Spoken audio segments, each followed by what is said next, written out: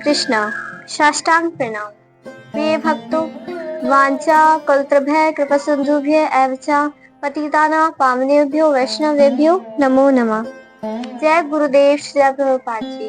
हरे कृष्ण कृष्ण कृष्ण हरे हरे, हरे राम राम राम हरे हरे। प्रिय भक्तों, जैसे कि हम श्रीमद् भगवद गीता यथारूप भूमिका कर रहे थे, आज हम अपनी भूमिका आरंभ करते हैं। हरि बोल।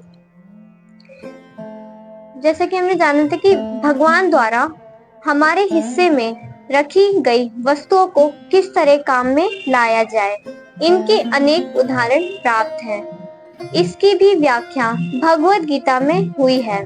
प्रारंभ में अर्जुन ने निश्चय किया था, यानी अर्जुन जी ने ये निश्चय किया था कि वे कुरुक्षेत्र के युद्ध में हिस्सा नहीं लेंगे, वे युद्ध नहीं लड़ेंगे। परंतु ये निर्णय उनका अपना था, खुद का ये निर्णय था उनका। अर्जुन ने भगवान से कहा कि वह अपने संबंधियों को मारकर राज्य का भोग नहीं करना चाहते हैं। यही निर्णय शरीर पर आधारित था, क्योंकि वह अपने आप को शरीर मान रहे थे और भाइयों, भतीजों, पितामह, सालों आदि को अपने शारीरिक संबंध या विस्तार के रूप में ले रहे थे। अतएव वह अपने शारीरिक आवश्यकताओं को तुष्ट करना चाह रहे थे। भगवान ने भगवद गीता का प्रवचन इस दृष्टिकोण को बदलने के लिए ही किया था। और अंत में अर्जुन भगवान के आदेशानुसार युद्ध करने का निश्चय करते हुए कहते हैं कि करिष्ये वचनम तवः, मैं आपके वचन के अनुसार ही करूंगा। इस संसार में मनुष्य बिल्लियों तथा कुत्तों के समान लड़ने के लिए नहीं है। मनुष्य जीवन की महत्ता को समझकर सामान्य पशु के भांति आचरण करना बंद कर देना चाहिए। मनुष्य को अपने जीवन के उद्देश्य को समझना चाहिए और इसका निर्देश सभी वैदिक ग्रंथों में दिया गया है, जिसका सार श्रीमद् भगवद गीता में मिलता है। वैदिक ग्रंथ मनुष्यों के लिए हैं, पशुओं के लिए नहीं। एक पशु दूसरे का वध करे तो उसे कोई पाप नहीं लगता, लेकिन मनुष्य अपनी अनियंत्रित स्वादिंद्रिय की तुष्टि के लिए पशुओं का वध करता है, तो वह प्रकृति के नियमों को तोड़ने के लिए उत्तरदायी होता है। भगवद गीता में स्पष्ट रूप से प्रकृति के 3 गुणों के अनुसार 3 प्रकार के कर्मों का उल्लेख है। सात्विक कर्म पहला, दूसरा राजसिक कर्म, तीसरा तामसिक कर्म। इसी प्रकार आहार के भी 3 भेद हैं, सात्विक आहार, राजसिक आहार तथा तामसिक आहार। इन सब का विशद वर्णन हुआ है। और यदि हम भगवद गीता के उपदेशों को ठीक से उपयोग करें तो हमारा ये संपूर्ण जीवन शुद्ध हो जाएगा। अंत में हम अपने गंतव्य को प्राप्त कर सकेंगे। हमारा गंतव्य भगवान श्री कृष्ण है, जो इस भौतिक आकाश से परे हैं। यत् गत्वा न निर्वर्तते तत् धाम परम मम। ये गंतव्य सनातन आकाश या नित्य चिन्मय आकाश कहलाता है। इस संसार में हम पाते हैं कि प्रत्येक पदार्थ क्षणिक है, यानी कुछ टाइम के लिए बस रहता है। ये उत्पन्न होता है, कुछ काल तक ठहरता है, जैसे हम उत्पन्न हुए कुछ काल तक हम ठहरेंगे। कुछ गौण वस्तुएं उत्पन्न करता है, फिर क्षीण हो जाता है और अंत में लुप्त हो जाता है। भौतिक संसार का यही नियम, चाहे वह शरीर का दृष्टांत ले या वह फल का दृष्टांत ले या किसी अन्य वस्तु का।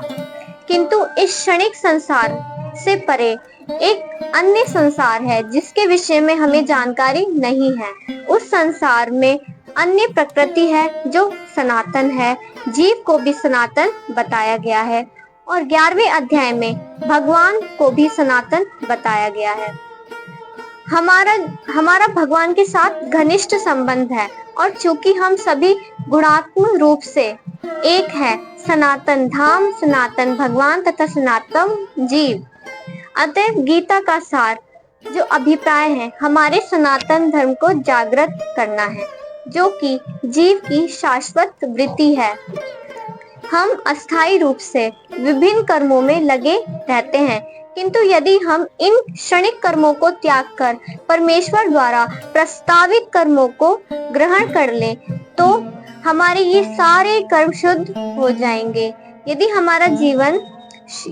हमारा जीवन शुद्ध कहलाता है। जब हम परमेश्वर द्वारा बताए गए कर्मों का पालन करते हैं, भगवान की बात मानते हैं, तभी हमारा जीवन शुद्ध होता है, हमारे कर्म शुद्ध हो जाते हैं और हमारा जीवन फिर शुद्ध जीवन कहलाता है। परमेश्वर तथा उनका धाम दोनों ही दिव्य है। ये दोनों सनातन है, जैसा कि जीव भी, हम भी सनातनी है। सनातन वो जिसका कभी अंत नहीं हो सकता, जो आदि है, जिसका ना अंत है ना आदि। सनातन धाम में परमेश्वर तथा जीव की संयुक्त संगति ही मानव जीवन की सार्थकता है। भगवान जीवों पर अत्यंत दयालु हैं, क्योंकि वह उनके आत्ममज हैं। भगवान कृष्ण ने भगवत गीता में घोषित किया है, सर्व योनिषु अहम बीज प्रदः पिता, मैं सबका पिता हूँ। निसंदेह अपने अपने कर्मों के अनुसार नाना प्रकार के जीव हैं, लेकिन यहाँ पर कृष्ण कहते हैं कि वे उन सबके पिता हैं। अतएव भगवान उन समस्त पतित बद्ध जीवों का उद्धार करने के लिए, उन्हें सनातन धाम वापस बुलाने के लिए अवतरित होते हैं, जिससे सनातन जीव भगवान की नित्य संगति में रहकर सनातन स्थिति को पूर्ण प्राप्त कर सकें। स्वयं भगवान भी नाना प्रकार के अवतारों के रूप में अवतरित होते हैं या फिर अपने विश्वस्त सेवकों को, अपने पुत्रों को, अपने पार्षदों को तथा आचार्यों के रूप में इन बद्ध जीवों का उद्धार करने के लिए भेजते हैं।